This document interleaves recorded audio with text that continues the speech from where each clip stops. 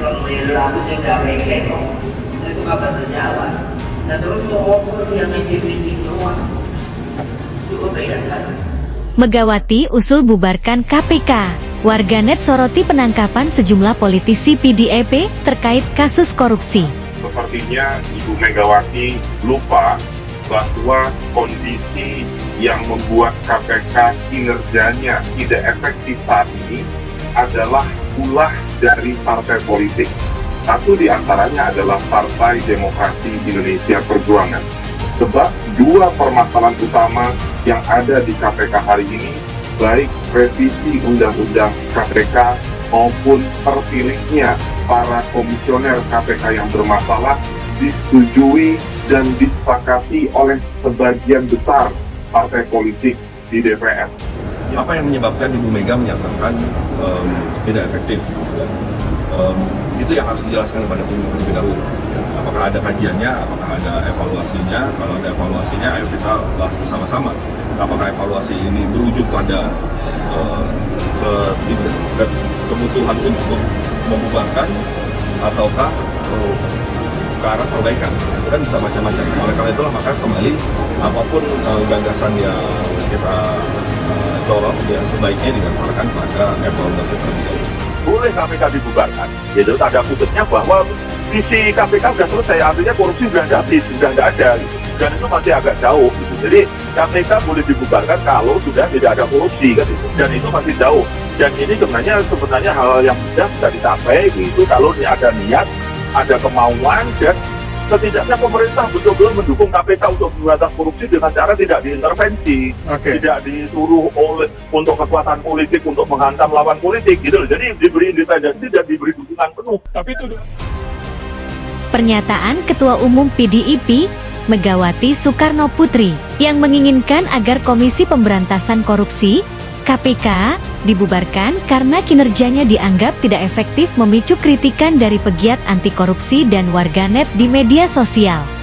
Dewan Pengawas Indonesia Corruption Watch, Dadang Trisasongko, menilai Megawati seharusnya menyalahkan para pimpinan partai politik yang mengusung revisi UU KPK, sehingga mengakibatkan kinerja lembaga tersebut melorot dari periode-periode sebelumnya. Sebab sejak Undang-Undang KPK yang baru disahkan pada 2019, data Indeks Persepsi Korupsi, IPK, tahun 2022 menunjukkan Indonesia memperoleh skor 34 atau turun 4 poin, dan merupakan skor terendah sejak 2015. Adapun sejumlah warganet menyebut Megawati mestinya bercermin, karena justru politikus dari PDIP banyak ditangkap KPK. Di media sosial, pernyataan Megawati menuai kritik dari sejumlah warganet. Cuitan warganet tersebut merujuk pada sejumlah kasus yang menjerat para politisi dari berbagai partai. Dari PDI Perjuangan, nama-nama politikus yang ditangkap KPK, antara lain mantan Menteri Sosial Juliari Batubara, atas kasus korupsi dana bantuan sosial COVID-19. Lalu ada Harun Masiku yang menjadi buronan KPK sejak tahun 2020 karena diduga menyuap Komisioner KPU Wahyu Setiawan agar meloloskannya sebagai caleg DPR periode 2019-2024. Ada juga mantan Gubernur Sulawesi Selatan, Nurdin Abdullah, yang ditangkap KPK pada akhir Februari 2021 karena diduga menerima suap proyek di Sulsel. Selain itu, laporan hasil pemantauan tren vonis 2021 dari LSM Indonesia Corruption Watch, ICW, juga menemukan mayoritas terdakwa korupsi berasal dari kalangan partai politik. Pernyataan Ketua Umum PDI Perjuangan, Megawati Soekarno Putri, yang ingin membubarkan KPK sebetulnya bukan kali pertama. Dalam acara sosialisasi buku teks utama pendidikan Pancasila, Megawati mengatakan sempat meminta Presiden Jokowi untuk membubarkan KPK karena kinerja lembaga tersebut dianggap tidak efektif dalam upaya pemberantasan korupsi. Saya sampai kadang-kadang bilang sama Pak Jokowi, sudah deh, bubarin saja KPK itu.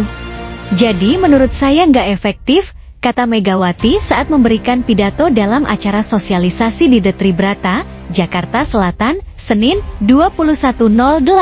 Ia berniat membubarkan KPK lantaran ia kecewa dengan kasus-kasus korupsi di Indonesia.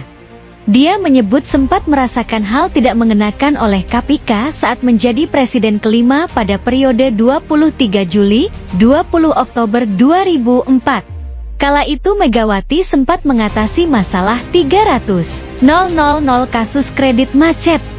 Waktu saya krisis, kredit macet itu 300 ribuan, saya disuruh nangani, setelah itu KPK sudah ada yang saya bikin sendiri, ucapnya. Sebelumnya, pada 2015, Megawati juga menyinggung pembubaran KPK ketika pidato dalam seminar kenegaraan Hari Konstitusi di Kompleks Parlemen.